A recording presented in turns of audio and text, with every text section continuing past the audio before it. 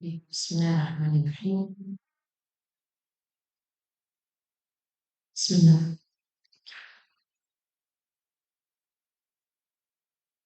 بسم الله الرحمن الرحيم. الحمد لله رب العالمين، والصلاة والسلام على أشرف الأنبياء والمرسلين، سيدنا وحبيبنا وشفيعنا ونور قلوبنا وقرة أعيننا محمد وعلى آله وصحبه أجمعين.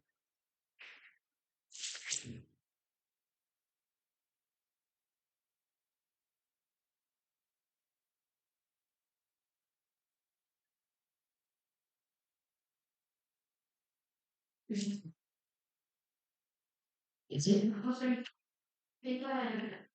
Terima kasih. Thank you.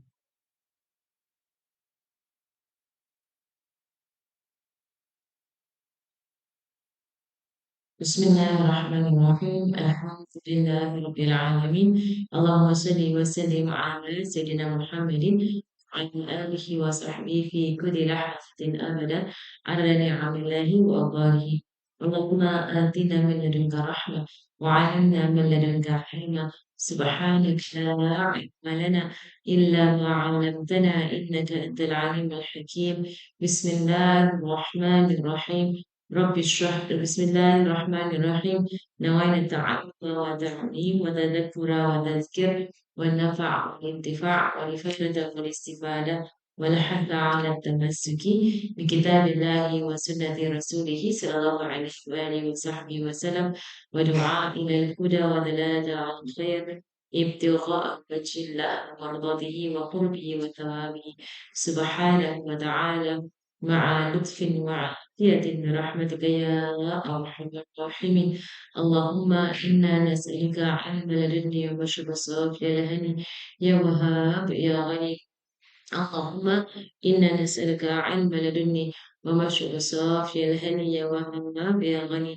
اللهم إنا نسألك علم لدني ومشهد صافي الهني وهب يا غني. اللهم صل وسلم على سيدنا محمد وعلى آله وصحبه وسلم. اللهم ألهمنا علما نفقه به أمرك ونواهيك، فارزقنا فهما نعرف به كيف نناجيك يا أرحم الراحمين. اللهم إنا نسألك فهم النبيين وحفظ المرسلين وإلهام الملائكة المقربين في عافية يا أرحم. اللهم أغننا بالعلم وزينا بالحلم وأكرمنا بالتقوى وجملنا بالعافية يا أرحم الراحمين. آمين. وصلى الله على سيدنا محمد وعلى آله وصحبه وسلم. اللهم إنا نستودعك ما قرأناه وما نقرأ وما نقرأه في هذا المجلس وما قبله وما بعده، فاحفظه علينا حتى ترده إلينا وقت احتياجنا إليه يا أرحم الراحمين. اللهم أكرمنا بنور الفهم وأخرجنا من ظلمات الوهم، وافتح لنا أبواب رحمتك وانشر علينا حكمتك يا أرحم الراحمين. آمين. وصلى الله على سيدنا محمد وعلى آله وصحبه وسلم. اللهم يا من مقاليد الأمور كلها بيده وإليه يرجع الأمر كله، يا فتاح يا عليم، يا فتاح يا عليم، يا فتاح يا عليم، افتح علينا فتحا قريبا. وصلى الله على سيدنا محمد وعلى آله وصحبه وسلم. بسم الله الرحمن الرحيم. رب اشرح لي صدري ويسر لي أمري واحلل عقدة من لساني يفقه قولي، وسدد لساني واهد قلبي، وافعل كذلك بأحبابي أبدا، وارزقنا كمال الفتوح العارفين والفقه في الدين مع كمال الإخلاص والصدق واليقين والعافية والغنى والنصر والحفظ والنفع والانتفاع وخيرات الدارين وعلوم الأولين والآخرين. آمين. صلى الله على سيدنا محمد وعلى آله وصحبه وسلم، والحمد لله رب العالمين. آمين آمين يا رب العالمين. الحمد لله الحمد لله الحمد لله. We will now, for now on, we will start reading from second page of Surah. Rahman. So we will read the first page because the surah is long. Right, so we would only read from where we are doing right now. Okay, so let's begin from the second page of the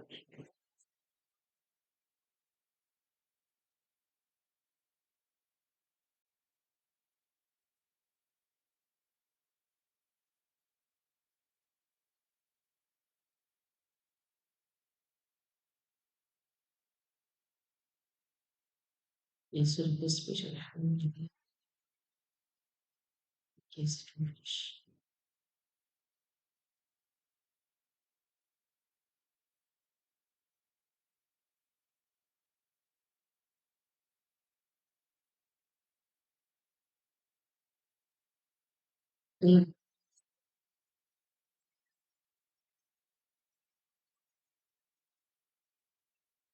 مرج البحرين يلتقيان بينهما برزخ لا يبغيان فبأي آلاء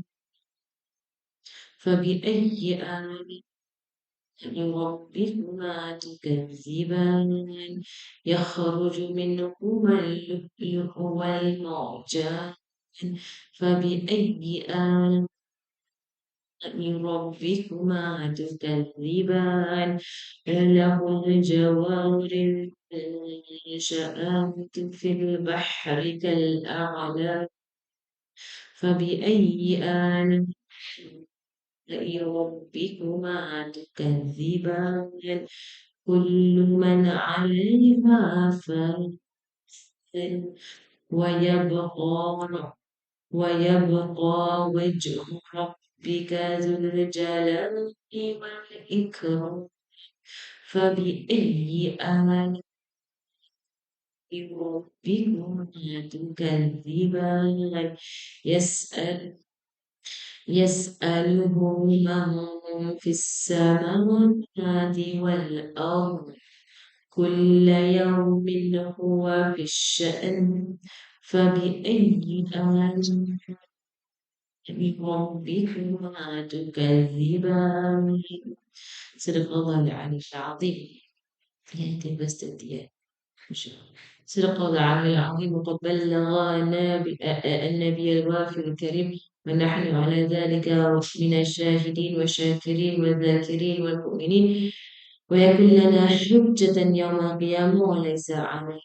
Alhamdulillah, Alhamdulillah, Alhamdulillah. Allah subhanahu wa ta'ala has indeed spoken the truth, and we are of those who are witnesses unto, and the Prophet sallallahu alaihi wasallam has indeed delivered the message, and we are of those who, inshallah, witness the truth of this message, and of those who are grateful, and those who remember, and those who are believers in this message that has come from the Creator subhanahu wa ta'ala. Alhamdulillah, Alhamdulillah, Alhamdulillah. We have come to the part about the waters. Right, whereby Allah subhanahu wa ta'ala speaks about the two types of waters that Allah subhanahu wa ta'ala has created on this earth. Right, so one being salty and the other one being refreshing and sweet. Right, so one is salty and bitter and the other one being refreshing and sweet. And is from this ayat in Surah Furqan that we find the dua of drinking water. Right, dua after drinking water, because the last week we mentioned, Alhamdulillah الذي جعله عذبا فرادا برحمته ولم يجعله ملحا جاجا بذنوبنا.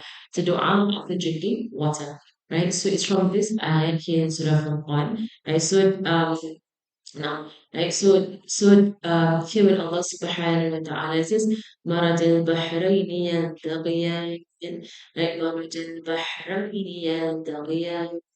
Right, so Allah subhanahu wa ta'ala causes for the two sea bodies, say Bahrain, right, for the two sea bodies to come and merge together, and there is a barrier between them. Right, so the salt and the fresh water coming together and not mixing, we mentioned this last week. All of these points to the greatness of Allah subhanahu wa ta'ala's creation and Allah subhanahu wa ta'ala's oneness subhanahu wa ta'ala. They are completely different waters. It's all of this we went to last week, as I'm going to quickly. Right? They are completely different waters with different benefits in them. And in Surah Al-Quran, Allah subhanahu wa ta'ala says, وهو الذي مرج البحرين هذا عذاب فرات حيث عذاب فراتا. That is in the dua that is from Rasulullah sallallahu alaihi wasallam when drinking water. As when you say Alhamdulillah الذي جعله عذبا فراتا. Right? All praises be to Allah, the one who has made this water عذبا فراتا. عذبا and furata means fresh and palatable. Right? So fresh and sweet. Right? So fresh water is sweet. Right? It's fresh, it's sweet. وهذا ملح أجاج.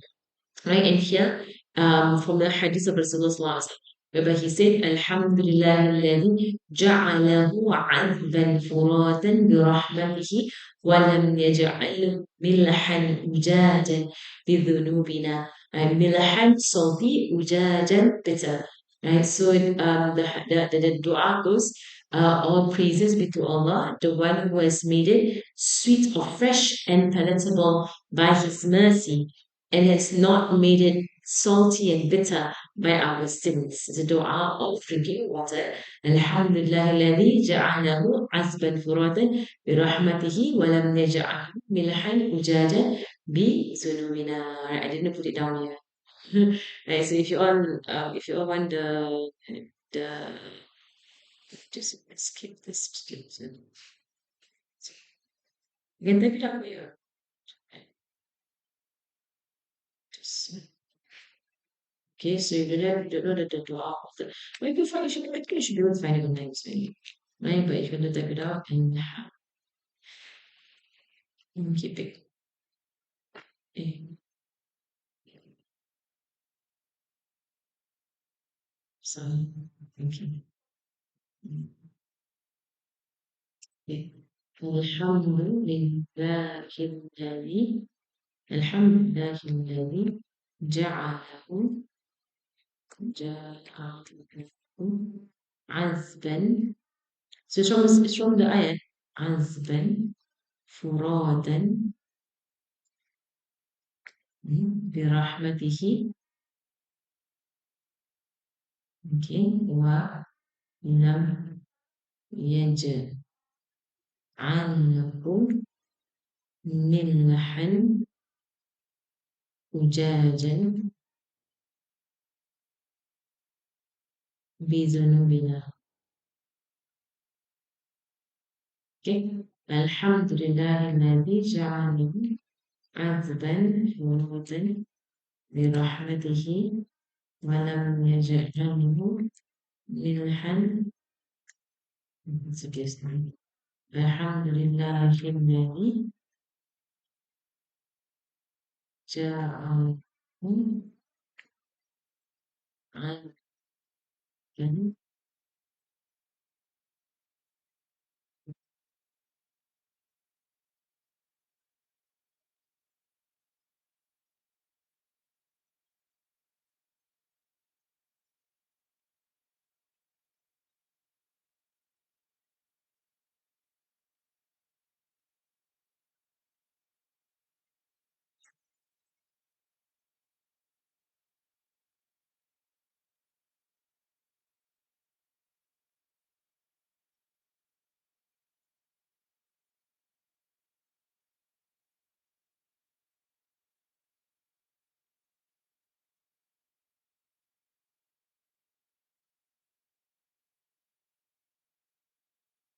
جم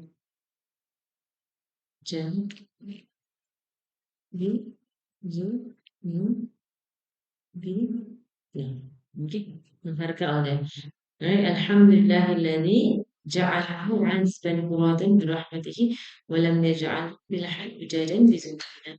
Right? Which means that all praises be to Allah, the one who has made this or has made it, I mean the water, fresh and palatable by His mercy, and it has not made it bitter, salty and bitter by our sins. Which I guess I put it on the slide.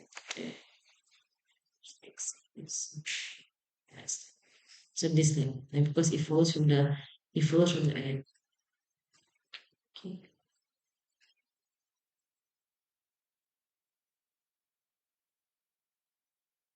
Okay. Right? So it's from the ayat here where Allah says, وَهُوَ الَّذِي مَرَجَ الْبَحْرَيْنِ هَذَا عِذَابٌ.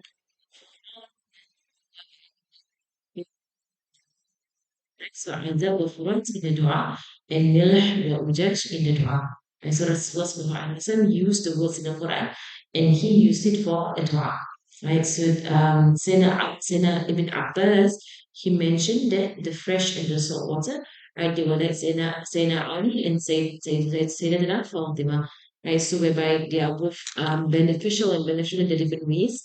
Right, and in fact, mashallah, there was one, there is a narration of Sayyidina Ali and Sayyidina Fatima having an argument as to which of them is more beloved to Rasulullah sallallahu alaihi wasallam. Of course, Sayyidina Fatima is the one that is who's more beloved, obviously. Right? But so they went to Rasulullah sallallahu alaihi wasallam to settle their argument as to who is more beloved to Rasulullah sallallahu alaihi wasallam. And Rasulullah sallallahu alaihi wasallam mentioned to Sayyidina Ali that, oh Sayyidina Ali, right, you are like in a sense have you have a more you have a stronger presence, right, with me. Whereas for Fatima, she's more beloved to me. Right? So he praised both of them. In a sense, like both get their own top price. In the sense that you're the most there. And as how Sallallahu Alaihi Wasallam he would respond. You're the most like anta azza alayya in Arabic. Which means more honorable. Right? In a sense that more like you have more presence.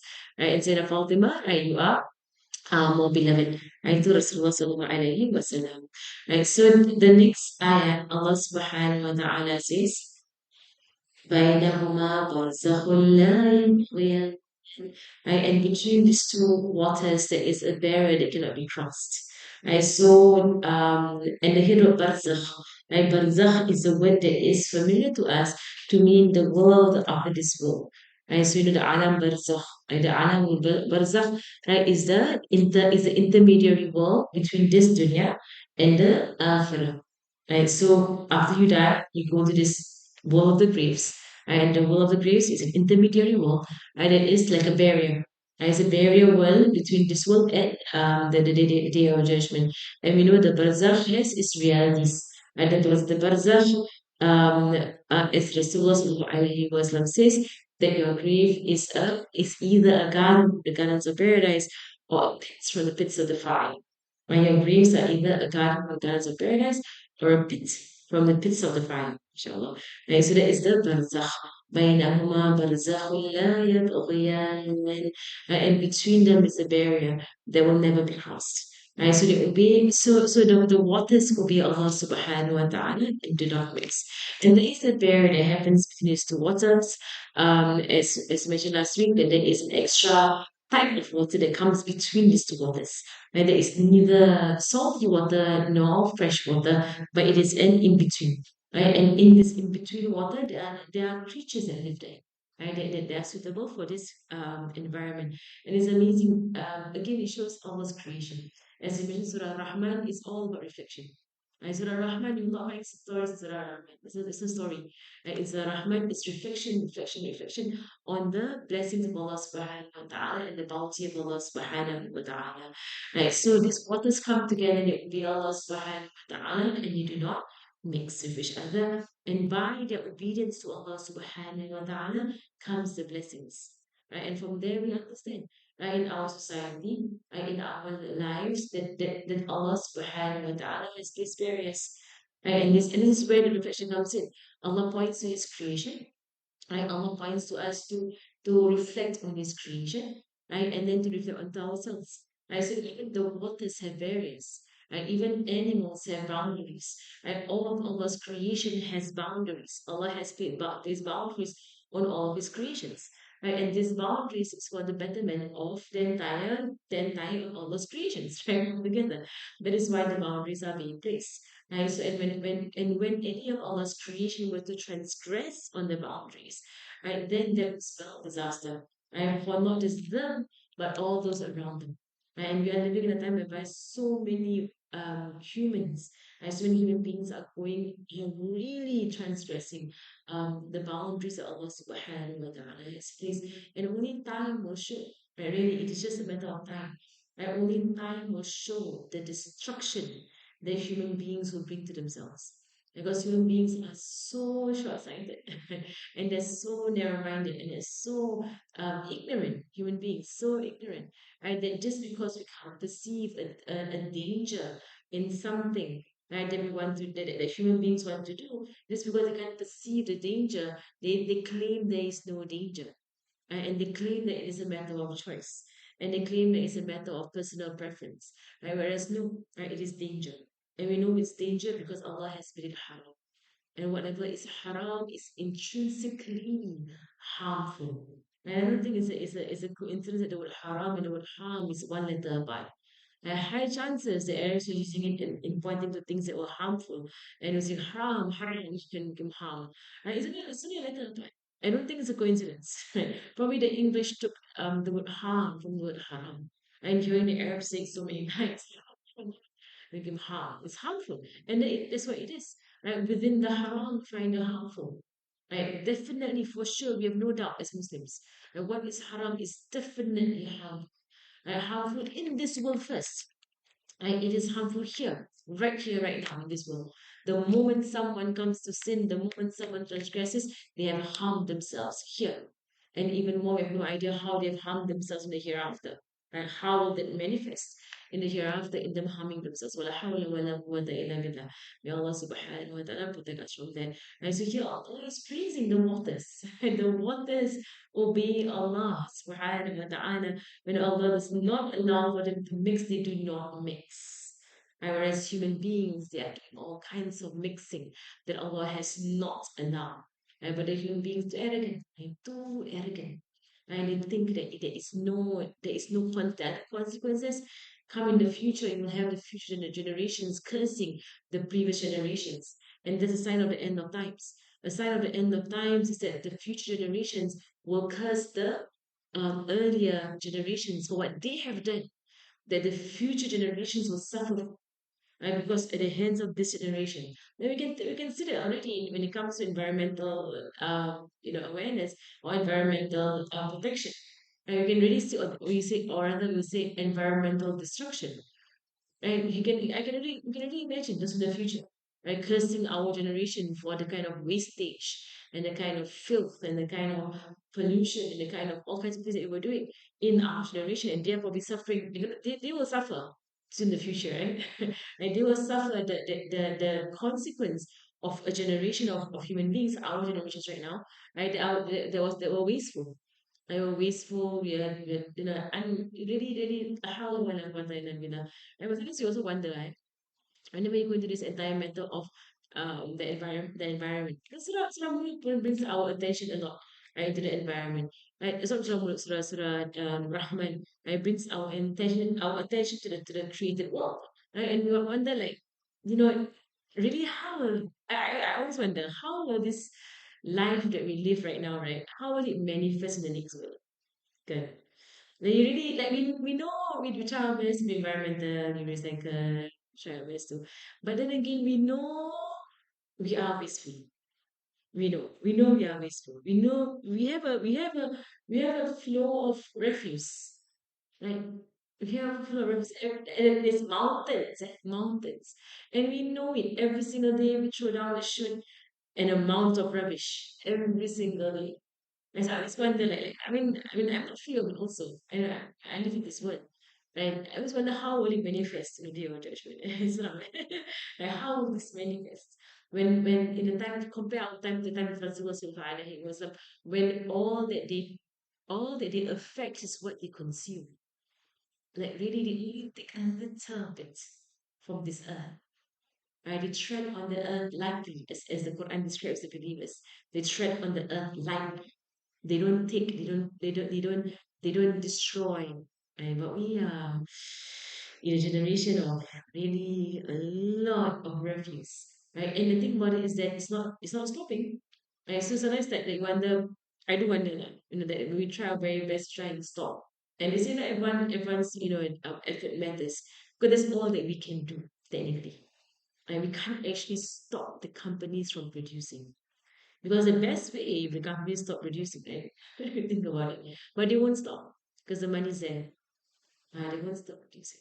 But the best way, actually, if they're really sincere about its entire environmental crime, and they close down all the companies, they close down all the factories. And so, like, even like something like straw, for example, like you might want to say, okay, I want to not use plastic straws anymore. But the companies are still up and running all over the world. And if you truly want to put a stop to straws, shut down. Lah. They can shut down things again when you want. Right? So let's like you do one thing. So it's not to say that we, and why do we do it as Muslims? We do it so that on the day of judgment we can at least say we tried. And that is what in the Quran Allah has described or has quoted the people.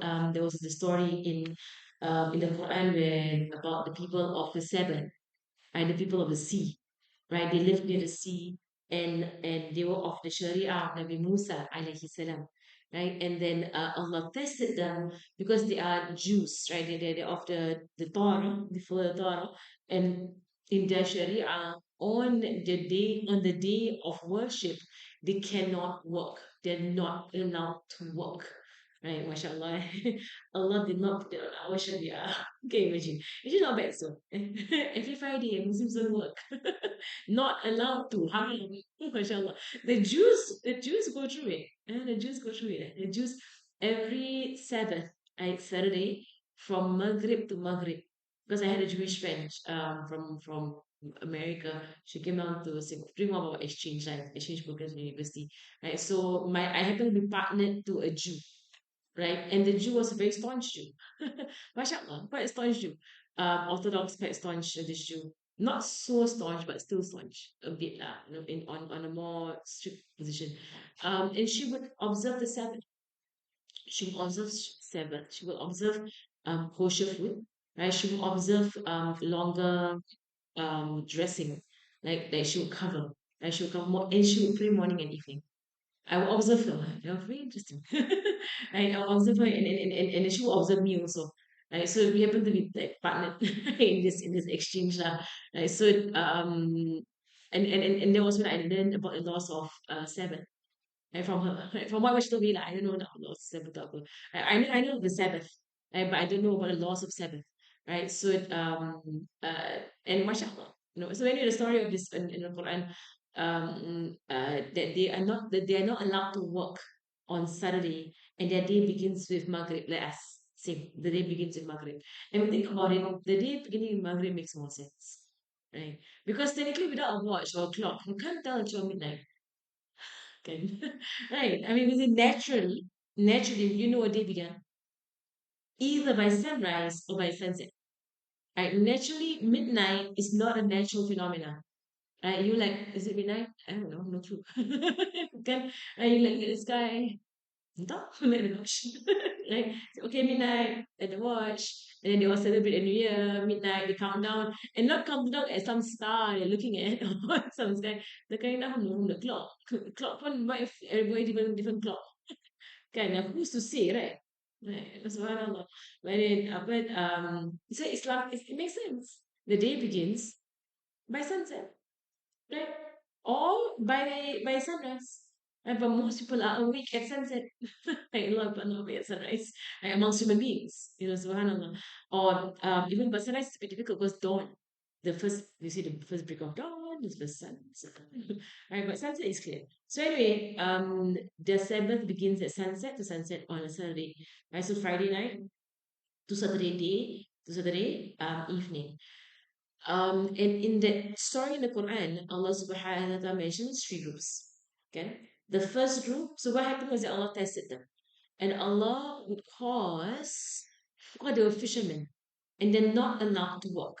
Right? So Allah would cause for the fish to come up close to shore and jump, over to jump around in front of them in the day of Saturday. So Saturday the fish will jump around, jump, jump, so many fish. Every single Saturday the fish came out to play. No, mashallah. Because the fish pun tengah apa party Oh, Sabbath, no one's fishing us today. Then they all start running around and start jumping around. That's on them lah. So they all macam, there's this and they really want the fish to fish. And they're jumping around only on Saturday. By Monday, the fish stop already. They go home already. And then the rest of the week, hardly any fish. Right, the rest of the week they didn't have hardly any fish. It was a very big test on them. Right, the fish will not come out at all the entire week, except on Saturday, and they're not allowed to work on Saturday. Right. So what did they do? They found a way around it. Right, they put out their nets before Maghrib on Friday, so technically it didn't work. Right, they were not working technically. Leave their nets there. Then Saturday after Maghrib, collect the nets. See the idea, shaitan, eh? It's not all, you can't do that. You're trying to manipulate Allah subhanahu wa ta'ala and then cheat Allah. Right, so they did that. But in the Quran, very interesting. Allah mentions three groups in the Quran. The groups who were doing this crime. Right? First group, the one who's doing the crime. Second group are those who are watching and being indifferent. Watching this crime, they didn't do it, but they're indifferent. They couldn't care less. Right? And they mixed around with this first group. They were friends with the first group, right? They were, keeping the company of the first group without any blame or censure whatsoever. And it's a last group of people who were those who were not engaged in this crime and they were condemning it, right? They were advising those people who were doing it, stop doing that, right? And don't try to trick Allah, subhanahu wa ta'ala, right? In the Quran, very interesting enough, the second and third group have a conversation. Allah actually quotes the conversation. The second and third group have a conversation. The first group on case. The first group, they're the sinners, they are the criminals, right? They are the ones with all these, ideas. Okay. Second and third group, interesting. Both not doing it, right? They were both not doing it. But one cared enough to speak up, right? And the other couldn't care less. But they're both not doing it. So in the Quran, Allah quotes a conversation between them. And Allah quotes that the second group, those who couldn't care less, says to the third group, why do you care to admonish people who are doomed by Allah subhanahu wa ta'ala by their sins? So this is the attitude of the second group. Second group, indifferent, couldn't care less, not doing the sin, couldn't care about those who do the sin, could not care less. Right? They are admonishing the last group who can. They're admonishing them and they're saying, what's wrong with you guys? And why do you bother? And why do you tire yourselves out trying to, advise people whom Allah has cursed? They are cursed people. Let them be cursed. Right? The last group says, the third group says, in response, they say, and Allah quotes in the Quran, showing that Allah's pleasure in their response. They responded by saying, well, so then we have a proof in front of Allah on the day of judgment that we try. Right? This will come as a proof. We try. And maybe they might listen. Right? Two reasons. Why you still advance. On the day of judgment, you're not held to account. You're not off the hook now, basically. Because you said something. You try to influence, you try to do something, you try to help out. Right? And second reason is maybe they might listen. Say something. Maybe they might listen. And why do you dismiss them? And condemn them to being cursed and being destroyed. And that was a conversation between them. And Allah ends the story by saying, then Allah punished them.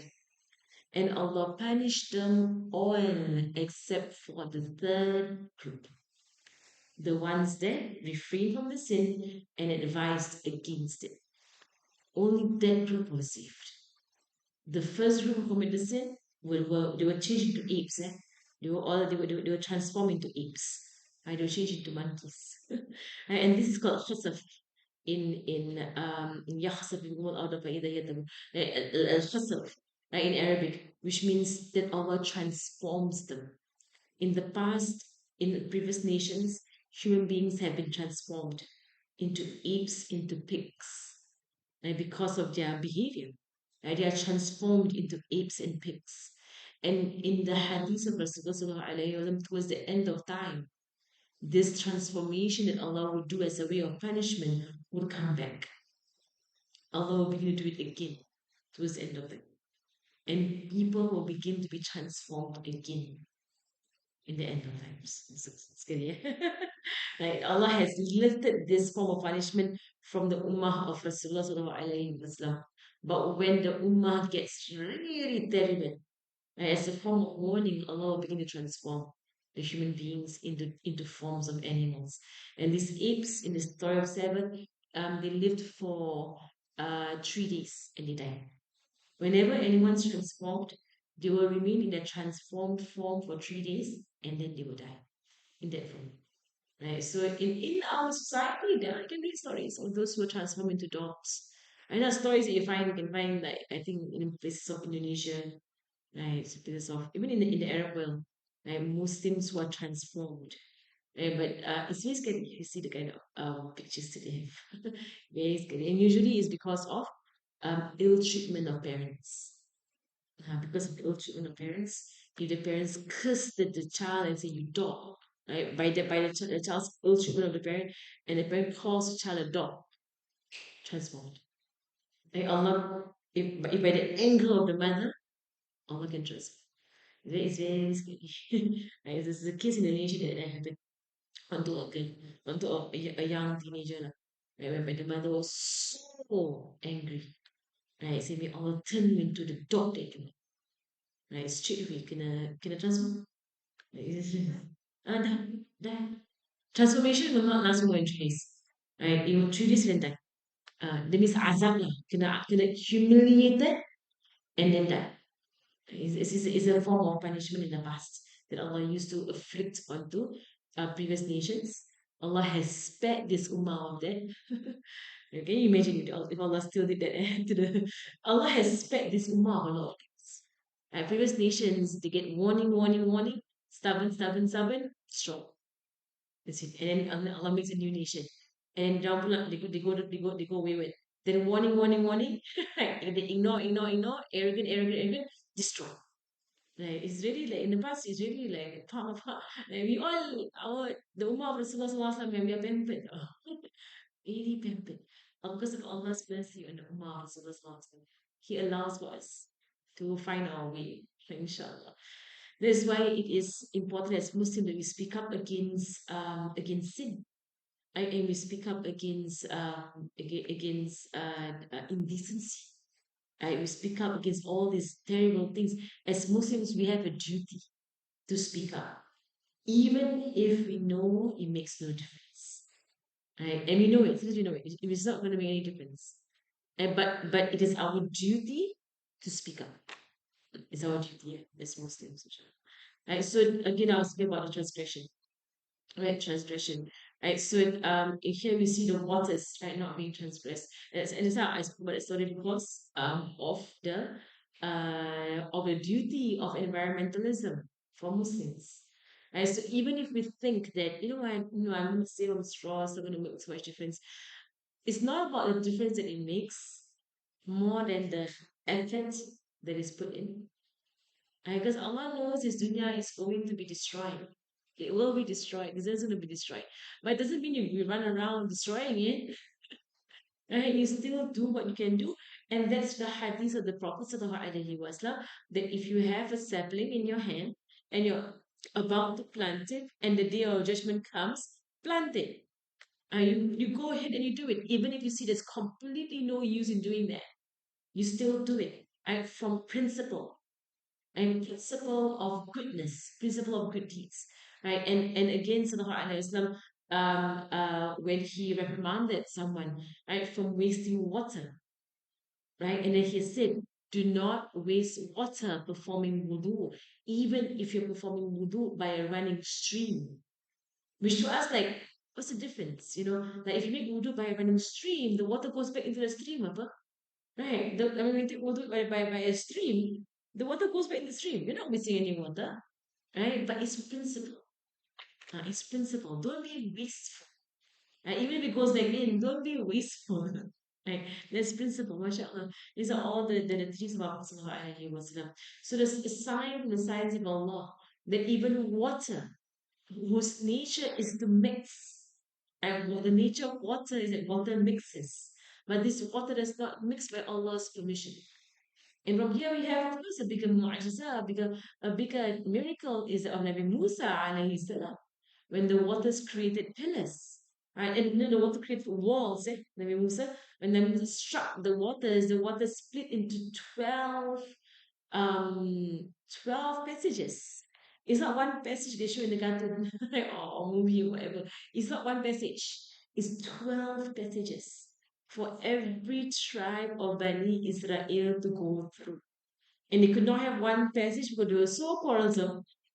Right? That along the way they will fight. Right? And they will fight and they will waste time. Right? So Nabi Musa, he struck 12. This is miracle. How in the world? Right? Can you explain 12 openings in water? Where did it come from? And that's why they had 12 springs. And why? They were so quarrelsome. They cannot share one spring. Right? Allah give them one spring, all fight. Right? So Allah give them 12 springs. 12 springs. Everybody's your own spring. Like, mashallah. Then you never thought about it, I think Allah give 12 springs, eh? What you go, eh? Like one big one, eh?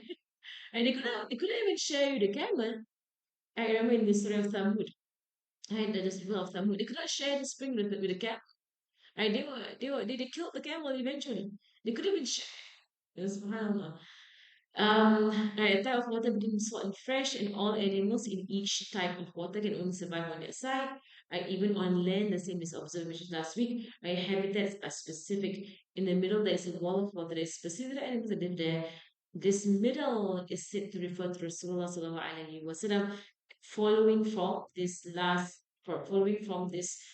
explanation here about Sayyidina Fatima Zahra and Sayyidina Ali being the salty and being the fresh water, Rasulullah SAW is in the middle. That unites them and brings them together. Okay. فبأي آلاء ربكما تكذبان. So here, يخرج منهما اللؤلؤ والمرجان. And Allah subhanahu wa ta'ala says, out of both waters come forth pearls and coral.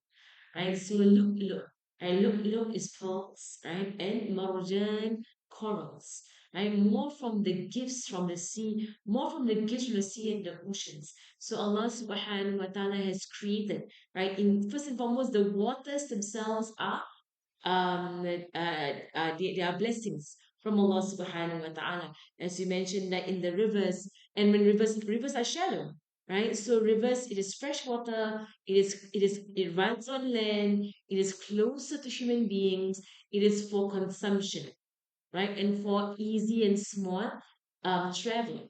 Right? Seawater is dense, right? Very dense. Right? Seawater is dense, seawater is deep, right? Seawater is made for travel far distances and for heavy forms of transportation. Right? So by the density of seawater, right, that's why all these ships can float like that. And otherwise, you need to have like a better way of making the ships float, like through the sea and from country to country, mashallah. But because of that, Allah subhanahu wa ta'ala that Allah has created the seawater to be salty in that way, right? That it has assisted travel and trade for human beings, and both of which are forms of blessings from Allah subhanahu wa ta'ala. Then deep in the sea, deep in the ocean, there are other blessings. Right, from Allah subhanahu wa ta'ala of the pearls and the precious stones. MashaAllah. There's a story I think I mentioned before about the my teacher mentioned, actually I mentioned here or somewhere else, but about the story of the young man and the precious stone in this. Did I mention? I don't know whether I mentioned stories.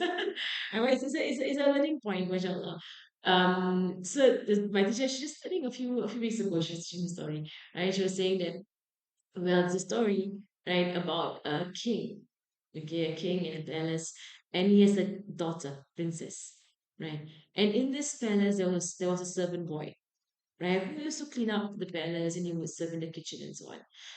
And this princess, right, she was a very kind-hearted, very, wonderful princess, very everybody in the palace loved her. And so this young boy in the kitchen, right, he fell in love with this princess so desperately, lah. right, in love with the princess. So eventually he decided he's going to approach the king and propose to the princess. Right? And he's a kitchen boy, right? So of course he's gonna think that like the king will not accept that, right? So he went to the but he was so consumed, right, by his infatuation, right, with this princess that he went ahead and he did what he did. Right? So he went up to the king and says to the king that he is desperately in love with the princess and he wants to marry her. Right. So now the king is humid by this. He's amused. Right. This kitchen boy wants to marry my daughter. Hmm. Let's have fun. Right. So the king's gonna have fun with this boy. So he says, "Oh, no one gets to marry my daughter except the one who brings this very precious, valuable, rare stone that is at the depths of the ocean, deep in the ocean. Only the one that can get that stone, or I think it was a pearl or something, that person can marry my daughter, and nobody else." For this boy, and this lesson in the story now. Right, to this boy, he is a kitchen boy, right? He does not know how to swim. Right? And he says to the king, "I will get that stone. Like, I will get that stone for you."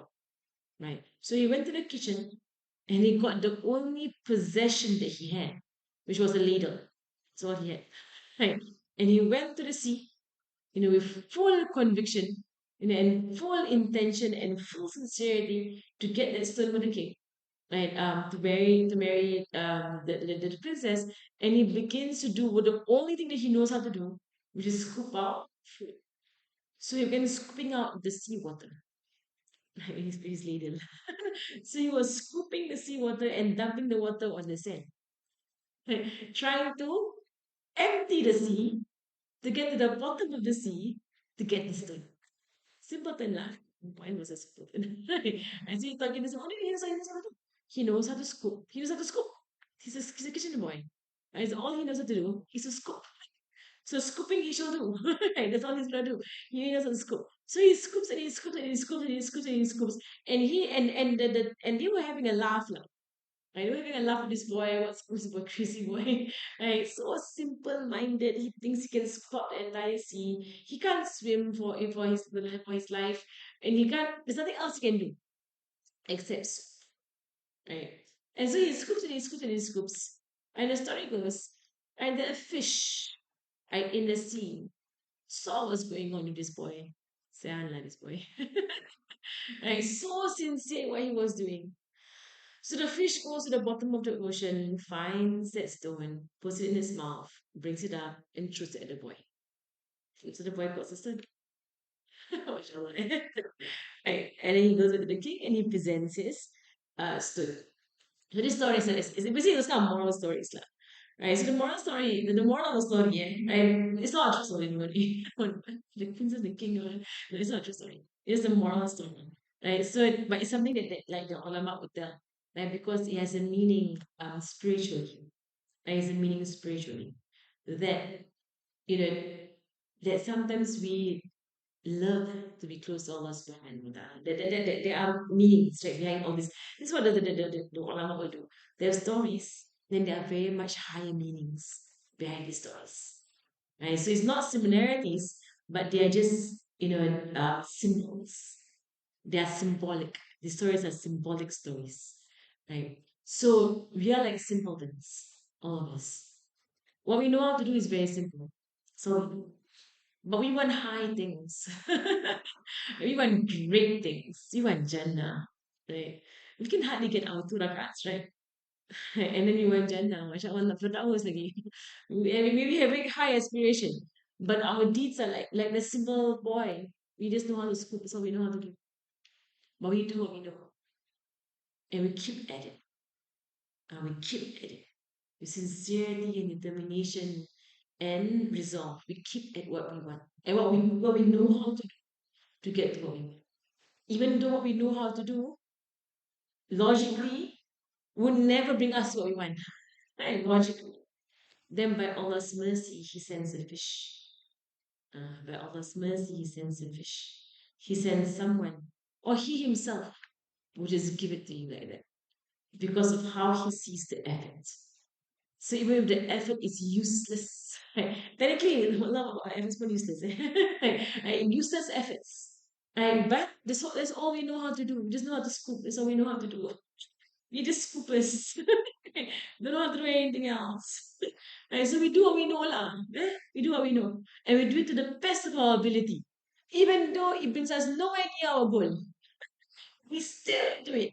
Still do it to show sincerity to Allah Subhanahu wa Taala. To show sincerity to Allah Subhanahu.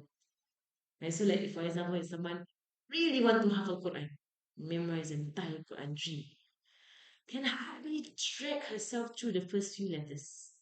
Right? Read so painfully slow. But that's what she knows how to do. She knows to do that one, and therefore she shall do. And she will not see like, this big ocean in front of me. I'm scooping one scoop by a scoop. How am I going to get to the bottom of the ocean? No, no, no, no, no. She just says, I know how to scoop. So I will scoop. When I get to the bottom of the ocean, is regardless. I will do what I know. Inshallah. So the lessons that they will pull up this kind of stories. And it's kind of like you say a Sufi story. It's kind of stories about like the symbols. So Allah sends a fish because Allah has mercy. Allah has mercy on His servants. MashaAllah. So anyway, just remember the story when I saw the precious stones. And when Allah created precious stones, right? And these precious stones that human beings value. And think about it, who decided that these stones are valuable? When you think about human beings, right? Who decides that all these stones are valuable? Who is the one who said these stones are valuable? Because in Islam, the only metal that has value is gold and silver and nothing else. So if you own diamonds, the value is nothing in Islam.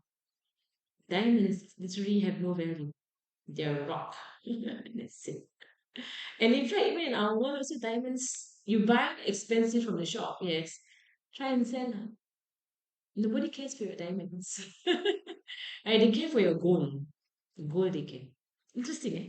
Like, why are human beings like that? Mashallah. Again, it's all marketing. It's all marketing. They will market the diamonds and whatsoever.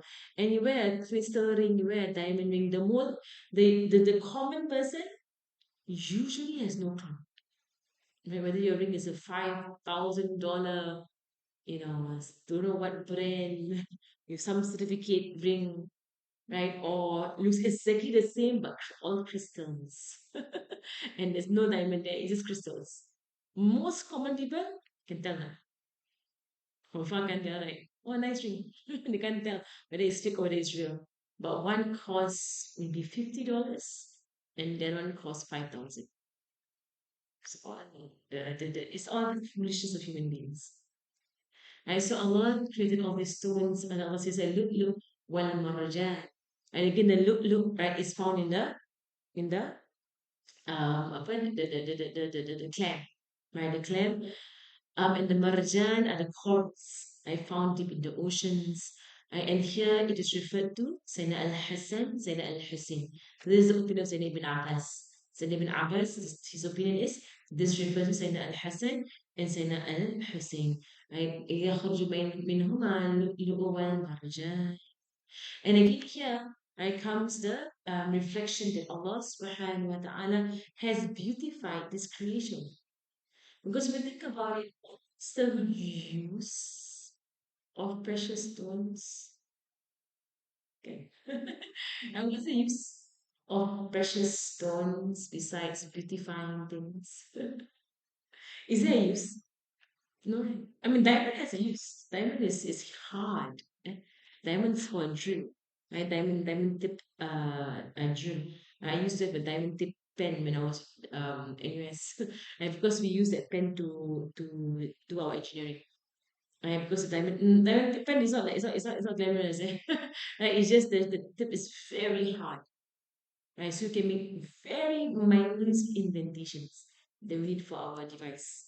Right? So it's called a diamond tip pen.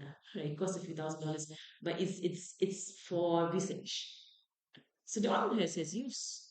Gold and silver has use.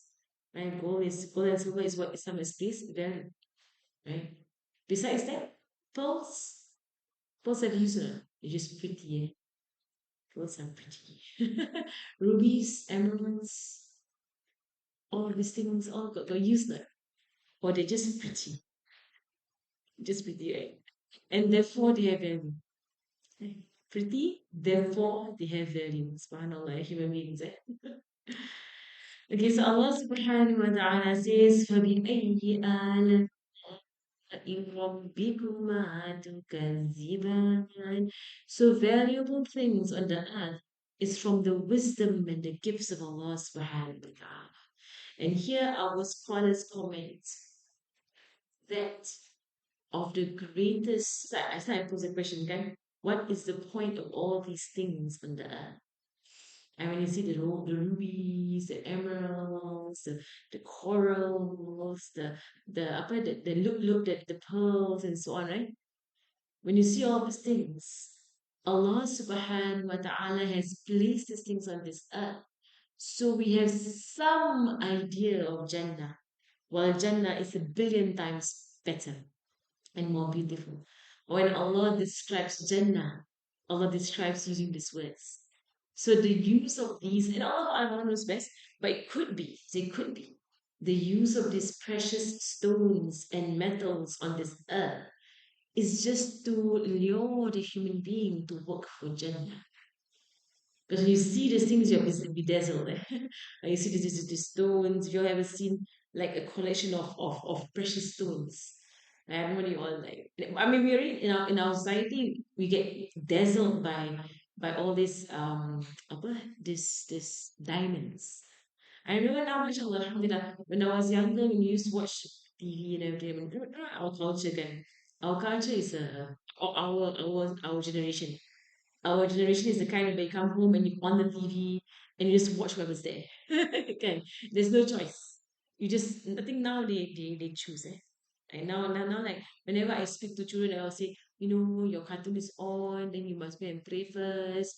They'll say, pause lah. Last time you cannot pause. Last time if it's on, it's on. You gotta pray, you miss it. And there's no like, like the tape record or something. And now it's like everything on demand. So like scary lah actually. Everything's on demand. Anyway, but like Allahumma salli ala Sayyidina Muhammad. So anyway, like in our time, right, I still remember very, very clearly, like maybe about 10, 20 years ago, right, whereby you the way the advertisements work. Now I think they do the same thing also. But for now I don't feel it so much because I've cut off all of this. You know how Facebook when they troll you or when they take your apa they call it data, right? And then they keep bombarding you with the same advertisements, and you find yourself eventually buying it. Right? Sometimes and that's what they do now. They keep bombarding the same thing over and over again. Eventually, you buy it, right? And it's been going on for generations. Subhanallah. And this is basically what it is. Right? They tell you what they want you to think has value, and they force it on you that you think these things have value. So now not just stones anymore. I remember when I was young, I used to see all these like advertisements because now I don't know, it's so clear in my head. All these advertisements on diamond rings and diamond whatever lah, they'll show all celestial, don't know what, the advertisements lah. Which is so luring. Like so luring. But when and then at that point in time, right, I was like, wow, all these like diamonds so expensive, so amazing, so beautiful. But when you actually take a step back and you stop watching all those things, right, and you begin to learn the religion, and you focus on the religion, all these things don't matter anything. They really don't matter anything at all. Nothing. And you lose all complete, the lure is will disappear. So now, like, alhamdulillah, for me, I've not looked at any advertisements since January. I block. I don't go Facebook, I don't go Instagram, no anywhere. And then my YouTube is paid. So no advertisements appear. Because advertisements mess with your mind. They really mess with your mind.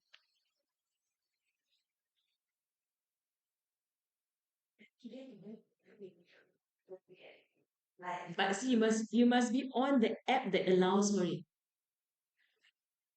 Yeah lah, Facebook lah, it's the app. Yeah lah, it's scary ah. It does be app. But I think you need to get off those apps because it's full of advertisements. Kan, tengok lah. For me, my phone is only my WhatsApp and then apa this recording thing, the speaker thing, it's just speaker thing. And this about it. That's why I use my own. So WhatsApp they can't bombard me with advertisements. WhatsApp. My YouTube to watch my teachers when I watch Mashaya all that, I pay. I pay. And I tell you, it cleans your heart. It just cleans your heart. Right? So I've not seen an advertisement for a long time. And I feel the difference. So much difference in everything. Right? These advertisements, they mess with you. Eh? They really mess with you. Right? So I literally I find myself not buying anything. I just don't buy things anymore. Because the advertisements are the ones that convince you you gotta buy this. And so I stopped buying all this kind of and then the worst part is that for us, kan, you buy things online and so many times you feel cheated when you buy online. Because it's never what they show. And we still buy things online. Kan? And my mother never she was like, I see that and they show on the advertisement that the car looks different. She buy for her grandchildren now. And then come, don't know what from China.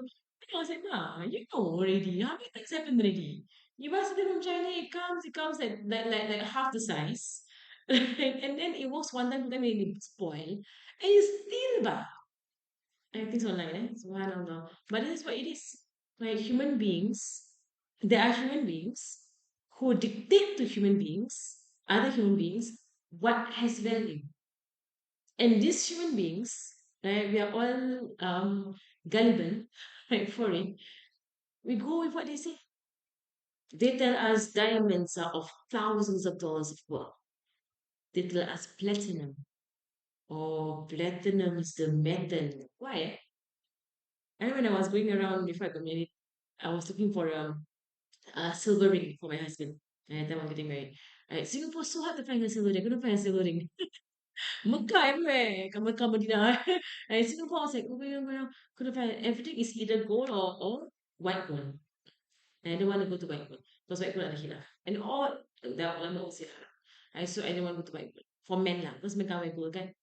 Platinum is in the thousands. Wala hawla wala. And it just looks like silver. It does look like silver when I think about it. One of my friends bought a platinum ring for her husband. And the cost thousands of dollars. And the man just loses it. Okay, so for me, I finally found a shop in Singapore that actually sold a silver ring. A single silver ring with no other choice. So I bought whatever they had, which cost about $30, $40. Wedding ring. $34. Well, but really, who tells us that platinum is expensive? They, right? Whoever they are, right? They tell us it's expensive metal. Pay thousands of dollars. Right? They tell us that certain diamonds are very exquisite and very expensive. You're gonna buy this one, you're gonna pay $20,000. Well, manipulation. So manipulation.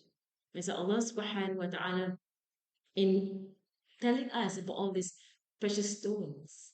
And also in the tafsir, that they will speak about how human beings manipulate. So what Allah has placed no value in, and we know there's no value because there's no zakat. This is the one zakat. There's no value. Allah tells us straight away. Gold and silver got zakat. No matter what.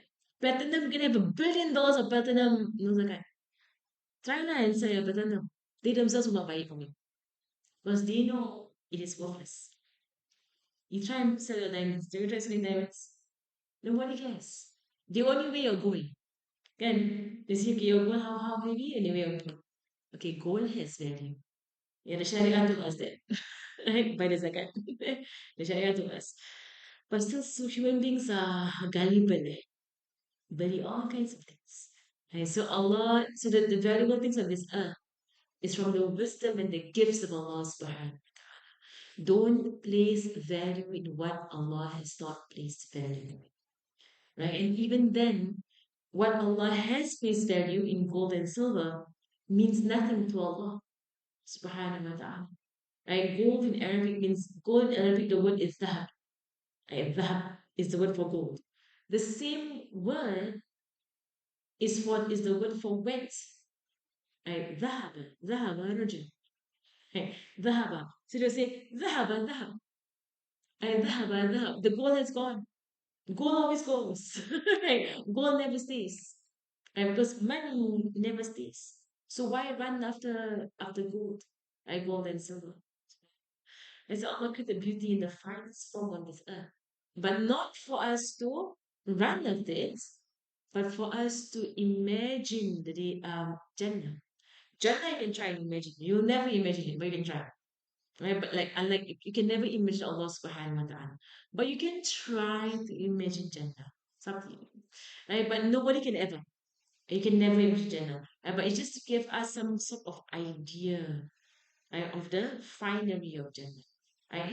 It's just to lure human beings. Right? So even if someone to say that I have no concern, right, for all this, bling. Mashallah, it's interesting how natural human beings are attracted to goods. Not human beings, women. Like how natural women and girls are attracted towards bling. Why? Have you ever noticed? Something Allah created in us. I don't know. Even you bring them up, mashallah, with Sharia and everything, they're nampak like shiny stuff. Their nose is full of glitter. Right? What is bright and shiny?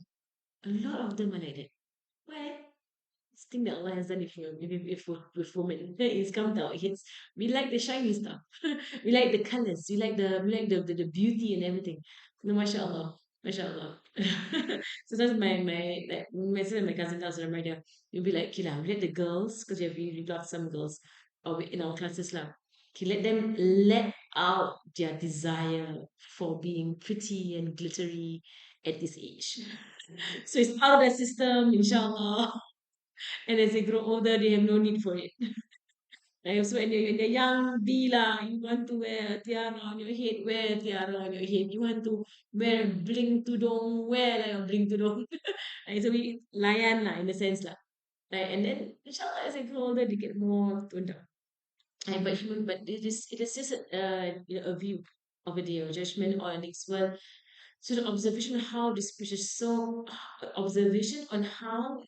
precious stones come about is a lesson for men too. Right? So first and foremost, about the precious stones that Allah has mentioned, all reflection. Right? All reflection from the tafsir, I didn't put it in, but it's all from the tafsir reflections. Right? And also how man artificially imposes a value, right, on things. Right? It's an artificial, they impose it, on things. And how it has destroyed men as well. And all the entire thing around the world is about a gold rush. And they went to America, they went to Australia, all the gold rush. And they were running after gold. And then you wonder why. Like, why do human beings do that? Subhanallah. Allahumma salli ala Sayyidina Muhammad. Because technically, what has value is food. Food has value. Because in a famine, you can't eat your gold, as you went through Nabi Yusuf story. And in a famine, their bags of gold doesn't help. And if there's no food to buy, you can't eat your gold. And your gold can't be a roof over your head. Right? So it's shelter and money, that's where value is. And that's why also when it comes to Islam law, right, technically the original part of the law, right, is food when it comes to zakat. Right? Originally, what has zakat on it is where zakat is given. Right? So this is the original law, but now there's a lot of differences of opinion. Okay, lah, the khilaf. Right? To make this easier for people also lah. Right? But the original law is food because food has value, unlike gold and silver. It has value, but you can't eat it. So food has value for life. Alhamdulillah, so the production of these precious stones. A majority of precious stones hold treasure and intense conditions before they are formed. Right? So here is a reflection, right? That for these things to be produced, they have to undergo difficulty. And so men are just like that. Right? You want your Jannah, and the Rasul said in the hadith that indeed the price of Allah is expensive. Indeed, the price of Allah is paradise. So don't you think that you're gonna get there all so easily, yeah? Right? It is the price of Allah subhanahu wa ta'ala, and Allah gives it to hard work. Mm. Then Allah subhanahu wa ta'ala says, so that one is about stones, right? That was that section. The entire section is about what is precious and what is beautiful, right, on this earth, that Allah has decorated the earth with. And He does not have to. Right? Think about it. There's no benefit, right, in these stones except that they make us marvel, right, on the greatness of Allah's creation, as with all of Allah's creations. Now, mashallah, this evening I was watching with my nephews and nieces all about sharks. The requested. So I was doing kind of babysitting, I was doing my work with the, and they came, can we watch sharks? Good, alhamdulillah, that's your request and not something else. I'm so happy when your request is, can you watch all about elephants? Can you watch about the fastest animals on the earth? It is okay, lah. Alhamdulillah. Their interest all lies there. And their favorite books are all these, books. They love it. They love it. Did you know? And all the facts and stuff. But I just, like to watch. I was watching it and I was just reflecting on Allah's creation, right? Uh, and they will comment on the commentary. So when they say that this animal was built for speed, and they say no, created, created. Why they say built? Who built the animal? It's and they actually correct the commentator. And by specifying, like you see all the different sharks. So all that, and then as human beings, as Muslims, it is part of the like to see. And then I'm still amazed by the hammerhead shark. It's how could you realize God's creation can? It's a very interesting design, can hammerhead shark. And I Allah A'lam. But it's really like that what some of the ulama will say that Allah can create perfection and He can do it a billion ways. So you might think like streamline will be the way of the sea. I had to be streamlined, the great white shark, very slender, And then the hammerhead appears. What streamline is that? What this animal like wow, he breaks all the laws. And then the eyes on either side of the head and then he looks like a T. You wonder why in the world does this fish exist? See, mashallah, this is Allah showing us He can do anything. You all think that the fish that be streamlined, is it? No, they don't have to. I can create a big giant fish circle. Like whatever shape he wants to make them, he makes them. And they will work. And they will work well. And they'll be fast.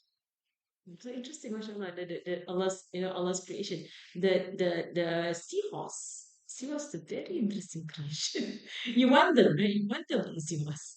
It's just there. It just sits there. Mashallah. But it is for us to ponder. Allah does all these things. And then now He has given us the technology for us to even go deep into places where we can never assess. And we see creatures that Allah has created. And it really brings to your head, why does Allah do that? Like, just to bring wonder to the world. That the human being is in wonder. That it's subhanallah, the creator. And you know what? The variety of creation, to me, it is the biggest sign against evolution. It's really the biggest sign against it. Because if you want to speak about from one cell, all life comes from, right? Why is there this diversity? Think about it. It is only one way. There's the most, you go by the most effective way of survival, right? So shouldn't there just be like one bird, or like one mammal, or one reptile? Why so many? Because many. And we all work. You mashallah. It's all creation of Allah subhanahu wa ta'ala. And again, when you look into reflections of all of these things about the ships, dangerous seas like mountains and so on. And again, we don't even know whether we are seeing these ships or is this something that Allah is describing of the future. We think maybe these are the ships of our time. Maybe you go a few years into the future, maybe about 100 years into the future, and then you will see mountains floating on the sea. For all you know. And for now, maybe people in the past, if they see our cruise ships, and they will think mountains on the sea. But for all you know, in the future, because there are mountains in the ocean, which means that it's possible for mountains to float on the sea. Because the sea is as deep as a mountain. If you think about it. Right? So if you go by laws of physics, how much you displace of the water, that's how much can float on top of the water. Correct? The mass, the weight. So technically, if there are mountains underwater, that's all I learned from my primary two children. The boys they love to talk about the highest mountain in the world is underwater. I don't know how many times taller than Mount Everest. The highest mountain in the world is underwater. Entah lah he was saying some name, some benda, right? But he's the kind like all the fun facts. Right? So if you can have mountains completely submerged underwater, taller than Mount Everest, right? And it's all underwater. How deep is our waters? How deep are waters? I don't know. I'm just reading from a primary two, so I don't know if it's true. I never had time to check it out and never checked it out. But I just said what he told me. The tallest mountain, the tallest mountain in the world, Mount Everest. No. Then come the fun facts. Tallest mountain in the world is don't know what mountain under the water. You know, like, okay. But mashallah, that Allah has mentioned that the seas will be like mountains, sailing through the seas. So who taught human beings to do this? Who is the one? Like, will human beings ever imagine like doing this? And some of the Sahaba, when they first went on a boat, right, to sail, people of the desert, they've never been on a boat, right? So when they first got on the boat to sail, some of them taubat from going out a boat ever again because of how terrifying boats are. Boats are terrifying. If you ever been on a small boat in the middle of the ocean, right? It is terrifying. Boats are terrifying. Right? So alhamdulillah, like for us Muslims, we don't really go anywhere on boats. MashaAllah. As if we taught human beings to do this. Right? To build all these things. Right? And the Prophet ﷺ had never seen such things. And Nabi Muhammad sallallahu alaihi wasallam has never gone for sea travel. Ever. Right? Rasulullah would stay on land. Right? There was no need for him to go anyway. For sea travel. Which does not mean that you can't go. Right? And again, here we have a big proof against those people who say you can't do or something never did. He never went on sea. He never went in the air. Technically, he did for Isra and Miraj. Right? Doesn't count. I don't want to put right. But he's never flown in the air like how we do. So of course there are plenty of things that he has never done. Sallallahu alaihi wasallam. Doesn't mean you can't do it. Right? It just means that he never did it. Right? So Rasulullah himself has never seen such things. Right? So I mentioned before the story of Sailor. Right? Last lesson or the before that. Entered into Islam because of the description of the storm at sea that only sailors know about. And nobody, unless you experience a storm at sea, and you can see really the mountain of waves that can trash about a huge boat at sea, and how it can destroy the boat, right? You would never be able to describe it. And the Quran has that description of storm at sea. So there was a sailor that was reading the Quran and he came across that text. Then he was saying, oh, this Muhammad must be a really skillful sailor or very experienced sailor. And he said, "No, but he was not a sailor, he never sailed." And he said, no, no, no, no, no. Nobody would know how to describe it this way except a sailor. And they said, he's never sailed. And he said, I'm sure he's never sailed. This is the words of someone experienced. And they affirmed again, he has never sailed. right? And then La ilaha illallah Muhammadur Rasulullah, right? Nobody else would notice, and even if it was related to you, even if it was related to you, you would never be able to write it. You must have seen it for yourself. No, mashallah. And this is a way of travel and trade has opened for human beings a lot of goodness. The size of the ships in our time is phenomenal. Is the one who taught the human beings all this. Right? This wala kulli jawari. Like jawari it's not safina. Safina is ship. But jawari are things that run. Right? They flow. Right? Jawari means they flow. So here they take the meaning of ships. Al-munsha'at. Al-munsha'at, there's that thing standing out of it. So again, it's very general terms. So it seemed to say, okay, maybe ships with rare sails. Although, right, do people still sail in our time? Or they go by, no, is it like we do have huge sailing ships in our time? Do we still have huge sailing ships where people go for far distances, or is everything all motorized? For far distance travel. I know they have sailboats that they go for, like, it's more recreation. But do they do like, in the past, can they have like big ships with the sails to bring people as travel for travel? It's like something for travel, right? For recently got no dia punya sail tak ada kan? Cruise ship semua is all motorized, right? All motorized. As far as I know, sailboats now is recreation. It's just recreation, right? Recreation and sport. Like in the past, yes, they used to have sailboats before they had motorized boats. Right? So essentially, Allah Alam, the Arabic here, it just says raised things, things that flow and are raised. في البحر كالأعلام. A'lam means mountains, it means symbols, like huge things. The words are very general actually. So it's not specifically raised sails. It's very general terminology. So no, oh, what is meant here? Now the cruise ships are so fancy, incredibly fancy. And my mother told me that there was a ship got all this water park and water slide and like they have an entire town on the ship. Subhanallah.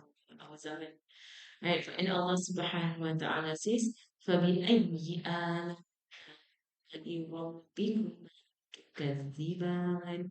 Then which of your Lord's favors do you both deny, human beings and jinn? Why do human beings disobey when Allah has opened all this for them? The entire blessing of the sea and travel by sea and the gems and jewels found in the sea and the food found in the sea and the water found in the sea and in the rivers.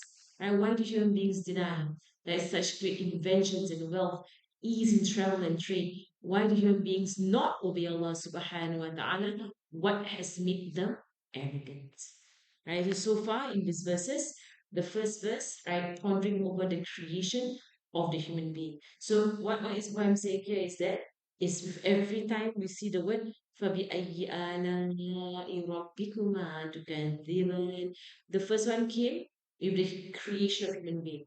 Second one came timing of sun and moon, if you remember. Third one came waters. Right? Fourth one came precious stones. Fifth one came trade and travel and trade. Right. So far we've taken five, right? Five sections. Right. Of فَبِأَيِّ آلَاءِ رَبِّكُمَا تُكَذِّبَانِ. Right. So each also you give them the creation, right? Two timing, right? Two water. Right. So before water is timing and timing is our lives and our lifespan. Then water, then beauty, then travel and trade. All of these things are from the blessings of Allah subhanahu wa ta'ala. So which of these things human beings deny? And from here on, you get very fast. And from here to the end of the surah, you have the verse فَبِأَيِّ آلَاءِ رَبِّكُمَا تُكَذِّبَانِ repeating itself very much more frequently. And towards the end of the surah, almost every other ayat, right, comes this verse.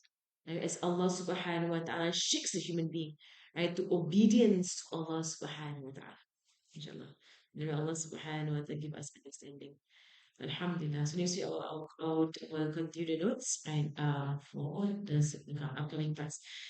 We'll get faster, right? Because of the repeated verse. I'll be faster in its in the commentary. Allahumma salli ala Sayyidina Muhammad. بسم الله الرحمن الرحيم.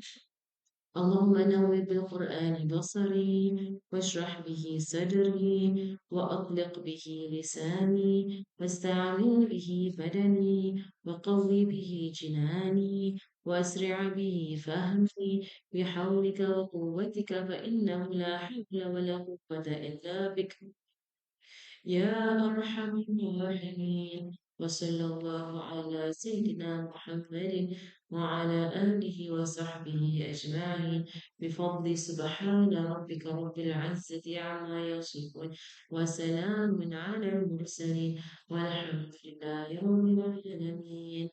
بسم الله الرحمن الرحيم. الله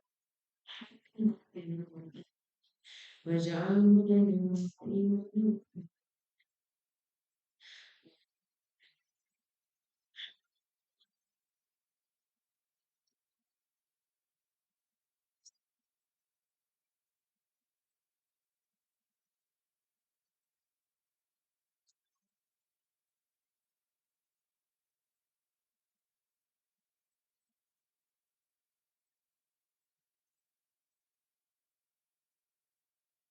جدا يا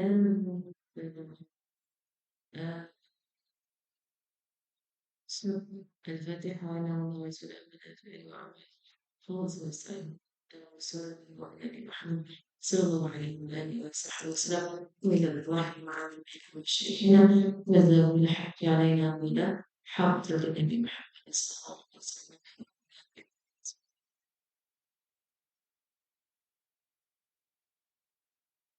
سبحانك اللهم وبحمدك أشهد أن لا إله إلا أنت أستغفرك وأتوب إليك. بسم الله الرحمن الرحيم.